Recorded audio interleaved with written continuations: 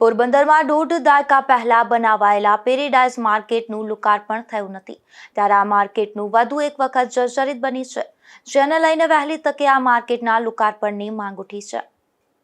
પોરબંદરમાં દોઢ દાયકાથી પણ વધુ સમય પહેલા પેરેડાઇઝ સિનેમા સામે પ્રજાના પરસેવાના લાખો રૂપિયા ખર્ચી 60 દુકાનો સાથેની સુપરમાર્કેટ બનાવવામાં આવી હતી. નિર્માણ થયા બાદ તેનું વર્ષો સુધી લોકાર્પણનું મુહૂર્ત ન આવતા આ માર્કેટ જર્જરિત થઈ ગઈ હતી અને બિસ્માર હાલતમાં રહેલી માર્કેટ આવારા તત્વોના અડ્ડા સમાન બની ગઈ હતી, જે અંગે અનેક રજૂઆત બાદ પાલિકાએ 3.5 વર્ષ પૂર્વે વધુ એક વખત પ્રજાના લાખોના ખર્ચે તેનું સમારકામ કરાવ્યું હતું અને ત્યારબાદ ઓક્ટોબર 2022માં તેની હરાજીની કાર્યવાહી શરૂ કરી હતી, જેમાં ડિપોઝિટ તથા ભાડાની ઊંચી રકમ હોવાથી કોઈ વેપારીને પરવડે તેમ ન હતી.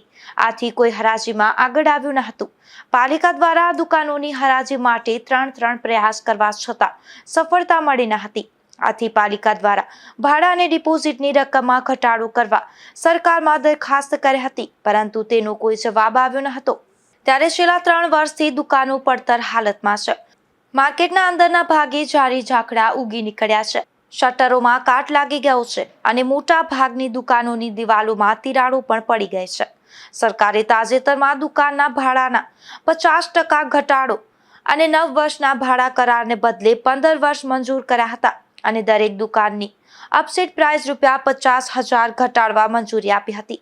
આથી મહાનગરપાલિકાએ ગત તારીખ 17 નવેમ્બરના રોજ 60 દુકાનોની હરાજી કરવાનું જાહેર કરાયું હતું, પરંતુ હરાજીના દિવસ સુધીમાં 60 દુકાનોમાંથી માત્ર 3 જ દુકાનો માટે 3 લોકોએ હરાજીમાં રસ દાખવ્યો હતો.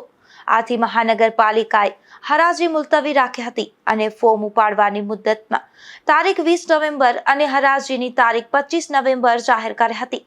ત્યારબાદ પણ કોઈએ રસ ન દાખવતા માર્કેટ હાલ પડતર છે. આથી આ માર્કેટનું વહેલી તકે લોકાર્પણ કરવા વધુ એક વખત માંગ ઉઠી છે. નિપુલ પોપટ સાથે અશોક થાનકી, ગુજરાત ન્યૂઝ, પોરબંદર.